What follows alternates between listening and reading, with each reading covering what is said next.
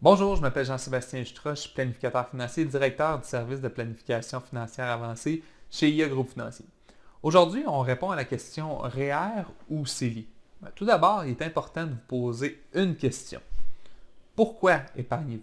Pour des projets à court ou moyen terme ou pour des projets à plus long terme?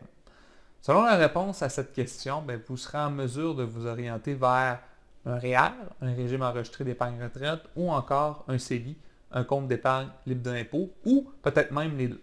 Voici les grandes lignes. Le REER, si vous pensez à la retraite et ou que votre revenu actuel est plus élevé qu'il ne sera à votre retraite, eh bien, le REER peut être un instrument super intéressant pour vous.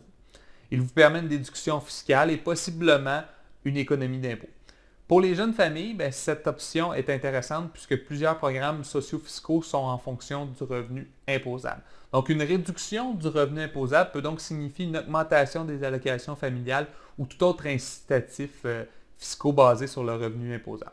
Le REER peut vous permettre de cotiser jusqu'à 18% de votre revenu gagné de l'année précédente où le plafond est établi et d'accumuler les cotisations inutilisées des années passées. De plus, le rendement généré à l'intérieur du REER, il n'est pas imposable. Lorsque vous décaissez vos REER, par contre, vous devrez payer l'impôt, mais si vous êtes à la retraite, possiblement que le niveau d'imposition devrait être moindre car il y a de fortes chances que votre revenu à ce moment-là soit inférieur qu'au moment où vous avez fait votre cotisation. De plus, saviez-vous que si vous prévoyez l'achat d'une première résidence ou planifiez un retour aux études, il y a la possibilité, sous certaines conditions, de retirer l'argent du REER sans devoir subir d'impact au niveau de la fiscalité. Le CELI, pour sa part, à court ou moyen terme, on peut l'utiliser pour des voyages, des rénovations, un mariage ou même la constitution d'un fonds d'urgence. Le CELI s'avère l'option à privilégier.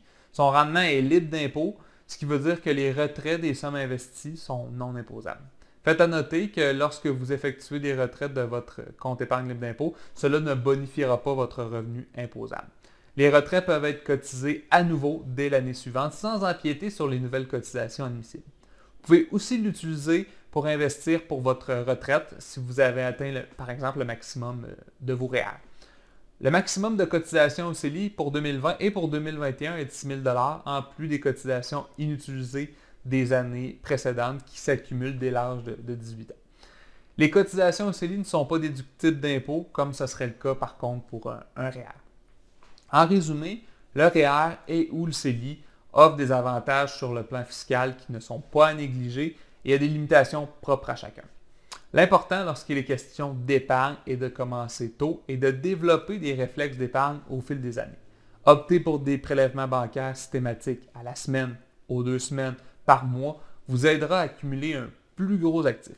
Il s'agit d'une façon d'épargner qui vous permet d'investir tôt et de façon régulière sans trop vous soucier des fluctuations boursières.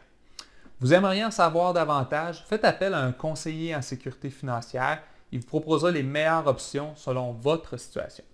Si vous êtes prêt à passer à l'action, remplissez le formulaire et un conseiller comme moi se fera le plaisir de vous contacter pour vous aider à réaliser votre plan.